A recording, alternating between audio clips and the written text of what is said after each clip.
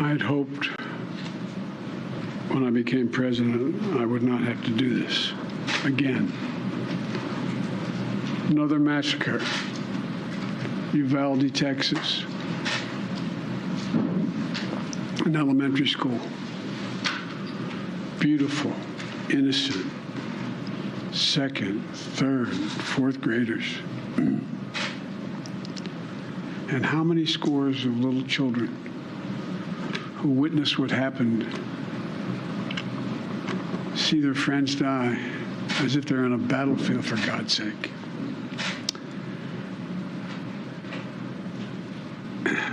They'll live with it the rest of their lives. There's a lot we don't know yet. There's a lot we do know. The parents who will never see their child again,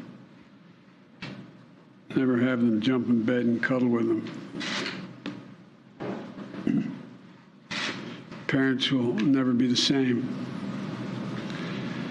To lose a child is like having a piece of your soul ripped away. There's a hollowness in your chest. You feel like you're being sucked into it and never going to be able to get out. Suffocating.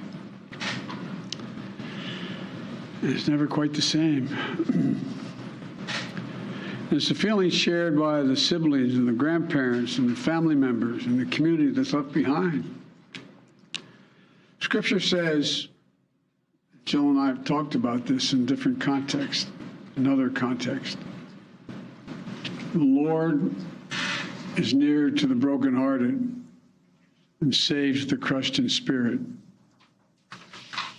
So many crushed spirits. So tonight, I ask the nation to pray for them. Give the parents and siblings the strength in the darkness they feel right now. As a nation, we have to ask, when in God's name are we going to stand up to the gun lobby? When in God's name we do what we all know in our gut needs to be done? It's been 3,448 days, 10 years since I stood up at a high school in Connecticut, a grade school in Connecticut, where another gunman massacred 26 people, including 20 first graders at Sandy Hook Elementary School. Since then, there have been over 900 incidents of gunfires reported on school grounds. Marjorie Stoneman Douglas High School in Parkland, Florida. Santa Fe High School in Texas. Oxford High School in Michigan. The list goes on, and the list grows when it includes mass shootings at places like movie theaters, houses of worship, as we saw just 10 days ago, at a grocery store in Buffalo, New York. I am sick and tired of it. We have to act. And don't tell me we can't have an impact on this carnage.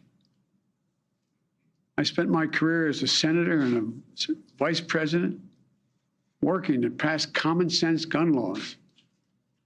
We can and won't prevent every tragedy, but we know they work and have positive impact. When we passed the assault weapons ban, mass shootings went down. When the law expired, mass shootings tripled. The idea that an 18-year-old kid can walk into a gun store and buy 2 assault weapons is just wrong. What in God's name do you need an assault weapon for except to kill someone? Deer aren't running through the forest with Kevlar vests on, for God's sake. It's just sick. And the gun manufacturers have spent 2 decades aggressively marketing assault weapons, which make them the most and largest profit. For God's sake, we have to have the courage to stand up to the industry. Here's what else I know. Most Americans support common sense laws, common sense gun laws. I just got off a trip from Asia, meeting with Asian leaders. And I learned of this while I was on the aircraft. What struck me on that 17-hour flight What struck me was these kinds of mass shootings rarely happen anywhere else in the world. Why? They have mental health problems. They have domestic disputes in other countries. They have people who are lost. But these kinds of mass shootings never happen with the kind of frequency they happen in America. Why? Why are we willing to live with this carnage? Why do we keep letting this happen? Where in God's name is our backbone to have the courage to deal with it and stand up to the lobbies? It's time to turn this pain into action for every parent, for every citizen in this country. We have to make it clear to every elected official in this country, it's time to act.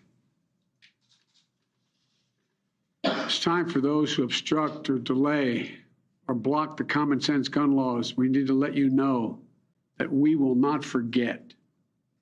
We can do so much more. We have to do more. Our prayer tonight is for those parents lying in bed and trying to figure out, will I be able to sleep again? What do I say to my other children? What happens tomorrow?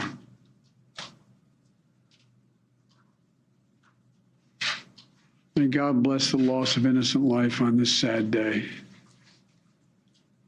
And may the Lord be near the brokenhearted and save those crushed in spirit, because they're going to need a lot of help, a lot of our prayers. Thanks for watching our YouTube channel. Follow today's top stories and breaking news by downloading the NBC News app.